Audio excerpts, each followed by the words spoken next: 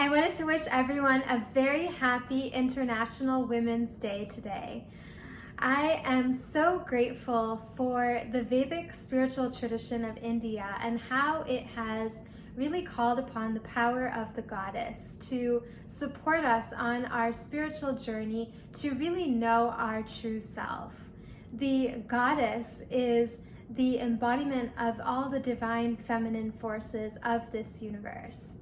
In a lot of the more ascetic spiritual paths and traditions, there is this kind of sense that you have to leave the world behind in order to pursue God and in order to know your true self and the divinity that lives within your being. What I love about the goddess tradition of ancient India, however, is that it really shows us how we can find our divinity and we can find our true self amidst the ups and downs and the challenges that we face in our everyday lives. There is no better embodiment of one who can surmount challenges, I feel, than Goddess Durga, the many-armed, weapon-holding, tiger-riding goddess who destroys the greatest demon who none of the male gods could destroy. The goddess is the power within that allows us to recreate ourselves and really to give birth to a whole new version of ourselves and of our lives. I remember feeling so fascinated to learn about the Navratri tradition of the Vedas. Navratri is something I grew up with. It's a goddess festival that evokes the different powers of Goddess Durga through a lot of dancing around an earthen pot in the center, with women and men dancing in a circular movement in the form of a circle and evoking the Mother Goddess. It never really occurred to me to wonder deeper about this tradition and what it actually means to be doing this dance, which happens to be called a Garba dance in Sanskrit. Garba actually means womb, and Deepa, or the light that is within this circle, is the light or the flame of the reproductive aspect of life, symbolized by the garba, or the womb of a woman.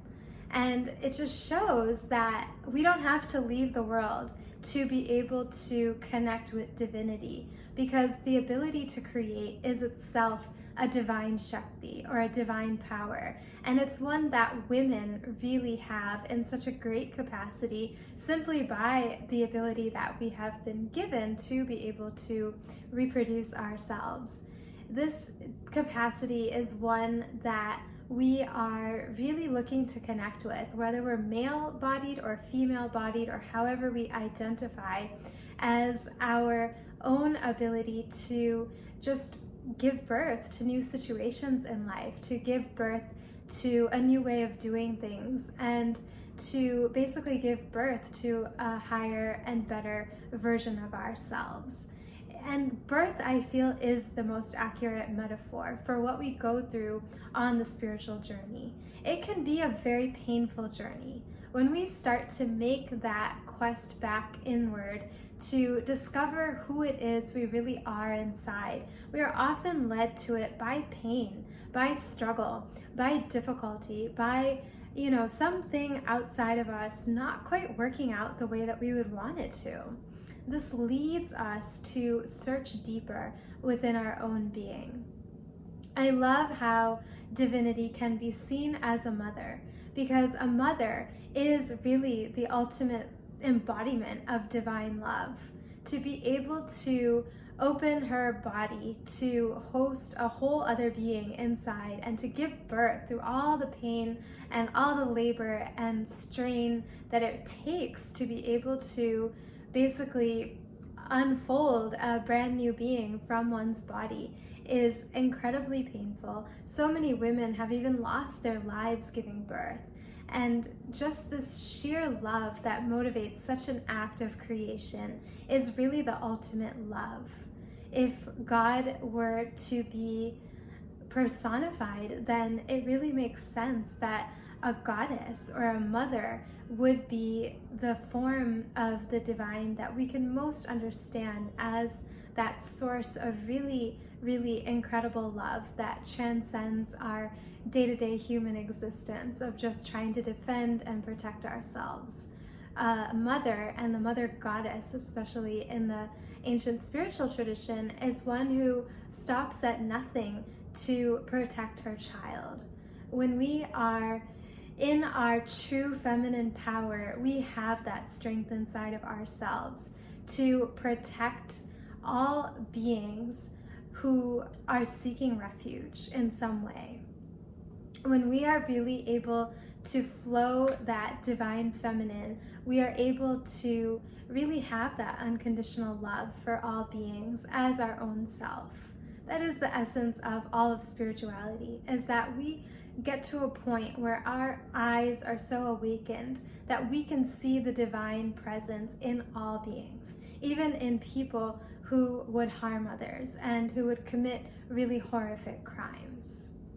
There's a really beautiful mantra that I love to start my day with before I even set my foot onto the ground, to give thanks to all of Earth as an embodiment of Mother Nature and as an embodiment of the Mother Goddess who holds us and who gives us this opportunity to be in this human birth, to have the potential to finally realize who it is we really are, and thereby end lifetimes upon lifetimes of being lost and suffering and not knowing who we are. The mantra goes like this: Om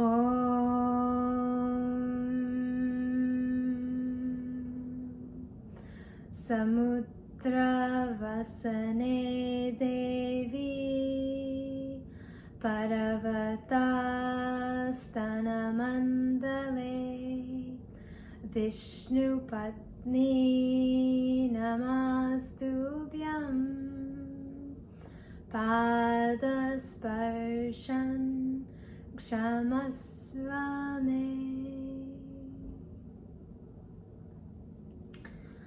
Mother Earth, you are Goddess Lakshmi, the goddess of abundance, fertility, and creativity. You wear the ocean as your garment, and mountains are your breasts. Please forgive me for stepping my foot upon you. When we chant this mantra, we are really saying to Mother Earth, I am your humble student, and I am ready to learn from you. Earth is our teacher. Nature is our teacher. In Ayurveda, if there were to be a goddess, it would be Mother Nature, or Prakriti. Prakriti means our true nature. It also means our innate constitution that we're born with, incidentally, at birth.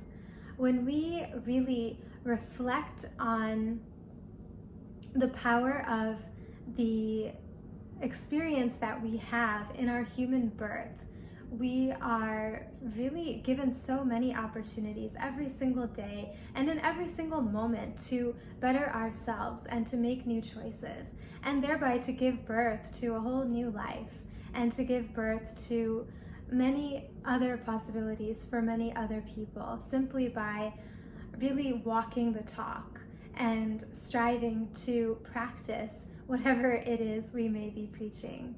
A mother is our first teacher, and we learn from our mother how to be in relationship with our physical body and with the earth. And if that relationship with our biological mother may not have been a perfect one, then it is so wonderful to know that we always have a mother in Mother Nature who is always there to support us, to hold us, and to nurture us. We simply have to trust in her. We surrender ourselves to divine Mother Nature as the bestower of our whole opportunity for having this journey and for making the most of this journey to really evolve ourselves spiritually. That is the gift of the human birth, which we receive from our mothers. I am so grateful to the Vedic spiritual tradition for really giving this beautiful perspective of divinity in motherhood. It doesn't always mean that we have to become a biological mother to be this, but anybody can embody that mothering spirit by caring for others, by nurturing others, and by really being a good example for others and a role model to lead by that example.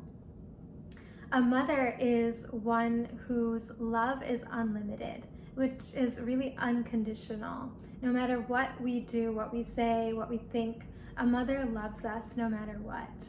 That is really the closest we get to God, I feel, in a human existence, is to connect with that. The being who would give their whole body for us, basically, to be able to be existing on this earth is such an incredible thing. And as women especially, I feel it's such a great day to really celebrate that power that we have.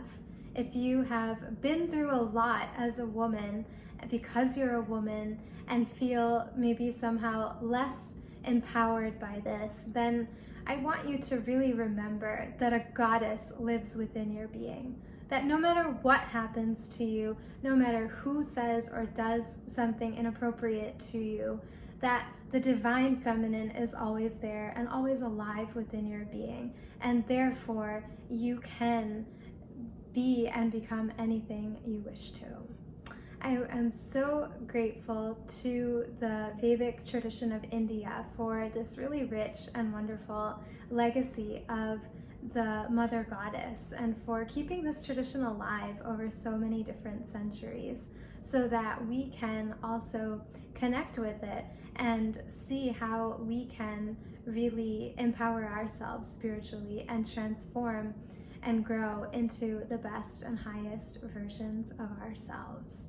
Wishing you all a beautiful and blessed, happy International Women's Day.